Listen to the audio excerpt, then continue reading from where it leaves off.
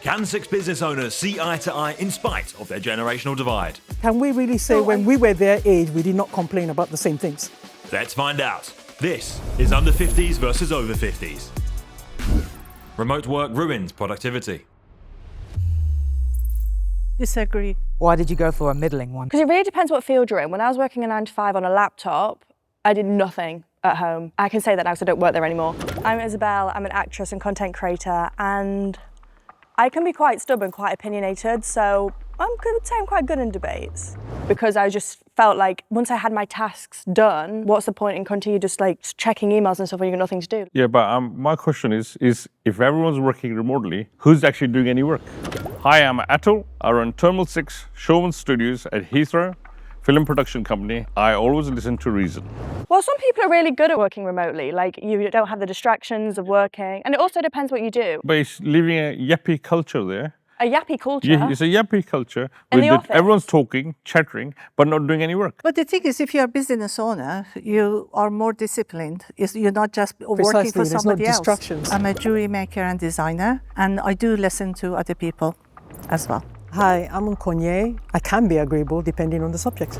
People are going to work.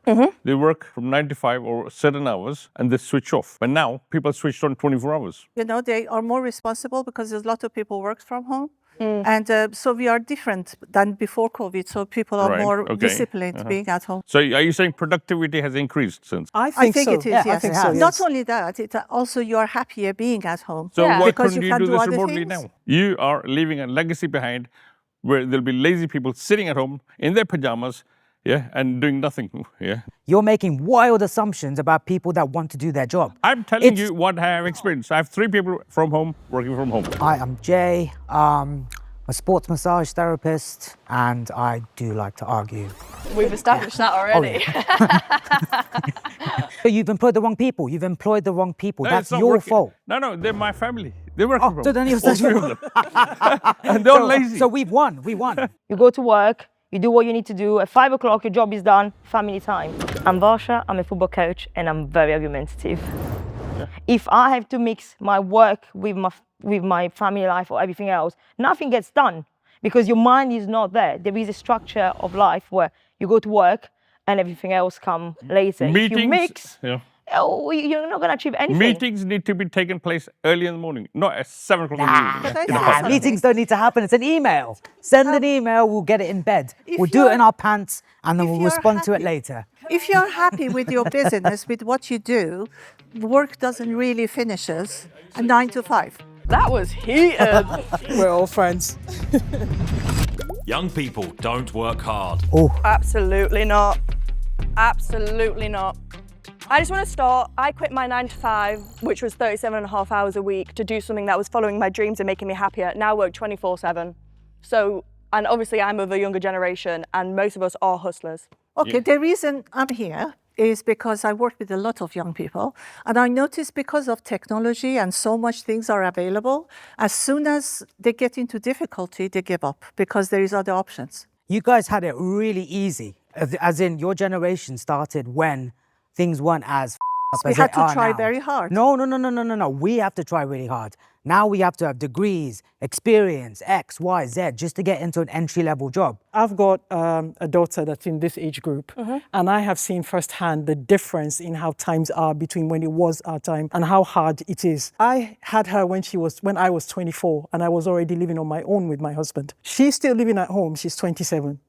Probably not going to get the chance to leave home because of the way life is for them. It's much more competitive. There are options for them. But as to whether they're lazier, can we really say when we were their age, we did not complain about the same things? People have lost social skills. They don't talk to each other because they text each other. No. It's fact, it's truth. No, I disagree People with that. have stopped talking to each other. They socialize differently. Soon they'll stop Differently. talking completely. They haven't lost it. It's a different socialization. I think it's all to do with technology. No. I think so. That's their way, but we need to engage them in that method of communication. I'm not saying they're more stupid or intelligent or anything like that. It's just the way they have brought up to their attitude towards work or learning. That infuriated me. That was a good one. Social media is essential for businesses to grow. Sorry, disagree, yeah?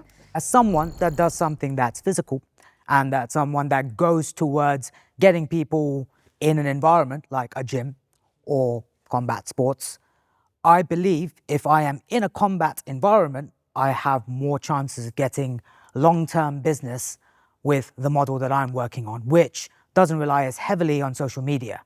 Social media is needed for some businesses, but a lot of business can also survive predominantly on doing things the old-fashioned way. But how do people know about the combat environment that don't live in the close vicinity of it? I don't need them.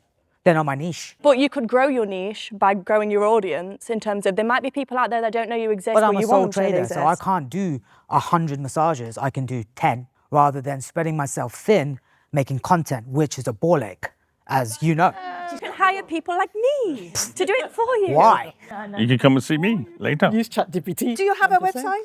Yes, I have Yes, a website. with the website, you're very limited doing things. No, yeah? not at all. My website Yes, because does really you don't well. update it, but when I don't go to people's website, I go straight into social media to find out about other businesses. Exactly. And if they're not there, then it makes me feel uncomfortable because I want to trust the company. If you're saying no one cares about social media, what are we doing here today? What we're doing today is we're showing ourselves on, hopefully, social media, right, On guys? social media. Yeah, you need educated, my friend. You need educated. Nice, nice. We're mates, right? Business is more important than personal relationships. Ooh. It goes to one extreme to the other, honestly. I don't understand. How can you place business over personal So relationships? personal relationships. I think my mum and dad and like my sister and stuff don't count. What I'm talking about is They don't count. say I massage someone on a fight. They're gonna fight another guy. I would massage both of them, and I'd get But them that's- both that- equally but as you're having ready a for their relationship. That's a fight. relationship you with build. someone. Yeah, That's- relationship that we're built on the map. But that's So- the Your business point. is- That's the yeah, point. that's what So I'm do you saying, care but- about your business or about you build? That's how you build your business. The business comes from you building those relationships. Yeah. No. If you don't build those relationships, you have no business. No. That's why you're probably your business is crap. So I think you get very emotionally attached to this stuff. Sometimes it's cold. It's business. You get it done, you don't get it done. Personal relationships will always blinker you. So you'll be like, oh, I don't like that guy. I'm not going to work with them. That's also a personal relationship because you don't like them, you won't work with them. I don't care whether I support you or whatever I think you're the best or not. I'm there to make you the best version of yourself. Yeah. For me, business is making sure you are the best athlete you can possibly So then you be should out be on there. my side. Then That's you the should- part of that then I you don't should be care. on my I side. care about the Yeah, you should be on my side. personal relationship matters. Because you don't care. You don't care about them. You want to make them the best athlete. You don't That's give a- why I you care don't- about them. talking That's about the caring caring about about them. someone. They're It's got to make nothing them to the do with best emotions. version of themselves in the business. So that means you're cold like me. So come over. You're No, cold. I You want am. them to No, be no, the no, best no, no, in the no. business. No. That's a No. colder I aspect. think if you're giving a massage to your customer and you know that your customer is very sensitive, you're not gonna go in at that, are you? So that is you building a relationship with your customer because you know what your customer need or don't need. That's got nothing to do with relationship. Do That we is a even know what service. services it provides? I would not want to go there. No, mate. It's okay to do something against your values to satisfy a paying client. That's really hard because I have done it.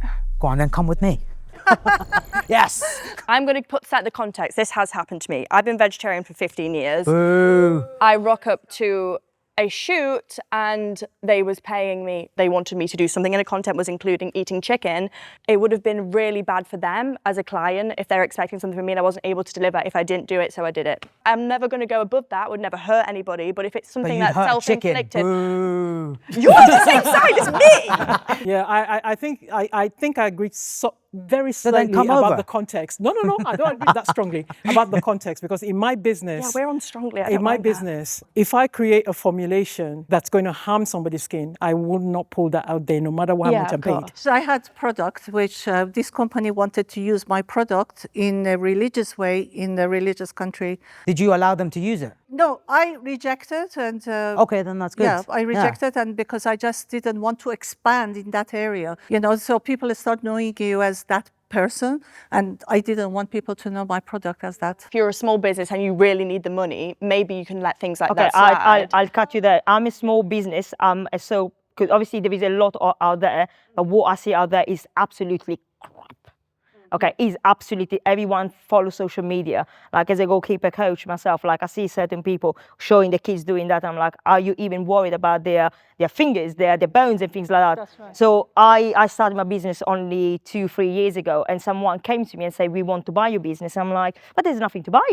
I don't have any clubhouse. Say they want to buy my name. I said, and then I'm sorry, because what you're about to do with my name, I turned down a lot of money for my moral. Okay, can I ask you a question then? Yes, of course. If later on down the line you compromise there, what about if later on down the line there is another opportunity, big opportunity that comes on board and you didn't know, but they present you with a big check, then are you going to compromise your moral for that check? It depends what moral it is. I just create funny videos for a living. So like, no one's getting hurt but myself in that respect. So I would never do anything that's gonna hurt someone or be... Except chickens. I'm gonna argue with you in a minute. It's okay to discuss politics in your workplace. Oh, yes. God. No. Get out of my way. Why not? Because politics determines everything we do. These are people that are decision makers. These are the people that are going to be making laws that are going to affect our business. We should all care about politics and the Will people you make an who are there. impact, sir? Yes. So how is what you say, JV, in your massage therapy clinic over there with you and yourself and I, gonna change what you're gonna do? Because I get to understand. We But not speak take our action. mind, so we understand each other. Not always to butt heads or to fight each other, but we understand. If I don't know what you stand for, how are we going to develop? You know, most of the problem in the world is created by politics and religion. Yeah, For their because own we don't means, talk to each other about it. Well, maybe what he thinks he knows may not be what the reality of Exactly. facts are. How do we not? know? How do I know if I'm wrong? If I don't talk to people with an opposing opinion. I don't ever talk about politics because I'm not educated enough to do it. Not in the sense I'm not an educated person, but I'm not educated So enough if you about the were topic. educated, you'd be on my side. Well, it really depends because you got to think, my job is to be public facing. So if I say something that's controversial and other people don't like it, that might be brand for the people that I No, but that's bad what for I'm the people I saying. work We with, can or bad for discuss it with me. each other. I want to know where you stand. It also ties into the business values. If okay. you're somebody who's okay with skin bleaching, we have a problem. Okay, Because so that's not something I would. That's you can't why I'm pay me standing here, enough because to I sell don't, something like when that. I'm doing my job and I'm in the job environment, I don't want to know where you stand in politics or religion, because the moment I know, that's the door. That's why your business will struggle, because you can't agree to disagree with Yeah, your but there client. will be people who There's have different people that- opinions to you. You What do you need do to then? learn to get on with the world, right? You can't just go, oh, yeah, Going they don't agree personal with me, so I relationships. don't want That's to talk part to of them. personal That's relationships, just having silly. That's a different silly, opinions. childish way to look at these sort of things. Pension and job security is always more valuable than flexibility. Absolutely Always not. more valuable than flexibility. No, you don't have to agree with me. don't ruin it for me. Go on then, Isabel, tell us. It depends on how important work-life balance is to you and your quality of life. And it's all each their own, but my individual story is I worked 37.5 hours a week and I had all of 37 No, but hours? listen, I know that's nothing, but I was working a 9 to 5, as one does, and I had all of the security you could think. I had a good paycheck, I had pension, I had all the health benefits. I was absolutely miserable. But you're going to get to our age one day, Thank you. and then you start That's thinking exactly about the where I was future. going.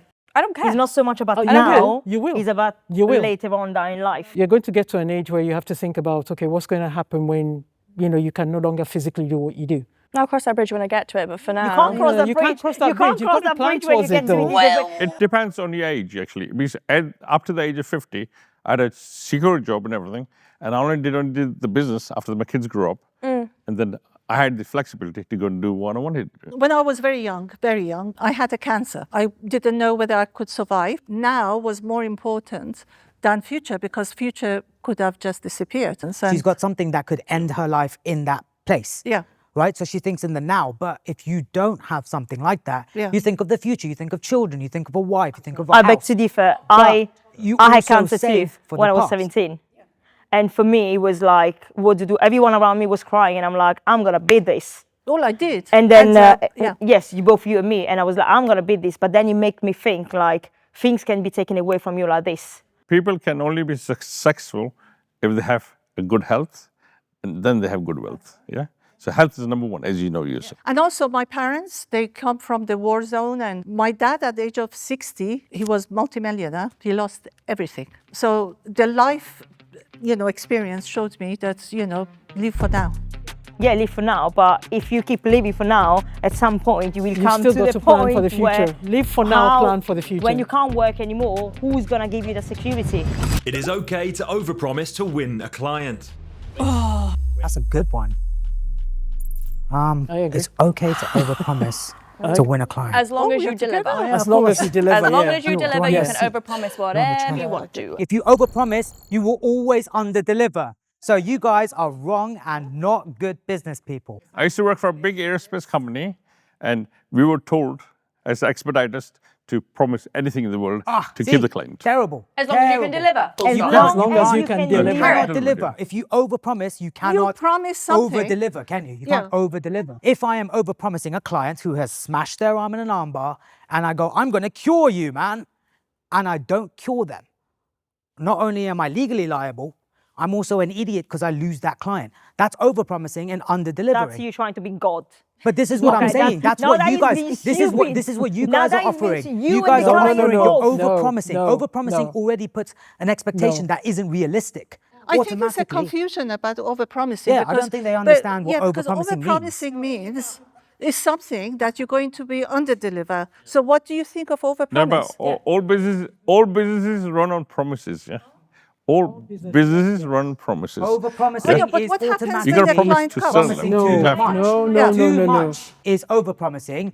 Promising what you can realistically do I want to is know. So it depends on your perspective of overpromising, because in my opinion, overpromising would be promising more than I can deliver. But if I so know terrible. that I have a network of people who can deliver what is expected, of course I'm going to say yes. After all of that, what's your thoughts on the other generation? I like the entrepreneurial spirit that they have. I think the major advantage they have is there's no societal pressure for them to follow a format in life. They're free to do what they want to do. I think young people got a very exciting time coming to them. Younger generation's opinion that are very black and white, which I didn't expect. It was nice to hear other people's opinions on topics that I don't normally discuss, and it was quite eye-opening to see how different people's perspectives differ based on what industry they're in. I enjoyed it a lot. What they brought to the table has been very eye-opening for me. And yeah, it wasn't really personal, it was business.